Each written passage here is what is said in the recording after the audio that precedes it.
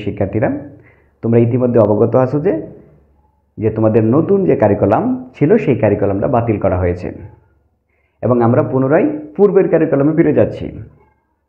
কিন্তু আমরা এখন পর্যন্ত নতুন কারিকুলামের বই কিন্তু আমরা পড়তেছি। তাহলে আমাদের মনের ভিতরে কিন্তু একটা প্রশ্ন থাকতে পারে, তাহলে আমাদের সামনে যে বার্ষিক পরীক্ষা, সেই বার্ষিক পরীক্ষাটা কিভাবে হবে?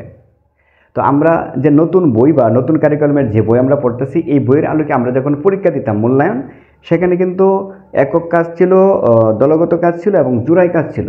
তাহলে আমাদের বার্ষিক পরীক্ষা কি এভাবে হবে? না, তোমাদের বার্ষিক পরীক্ষাটা এই পদ্ধতিতে হবে না।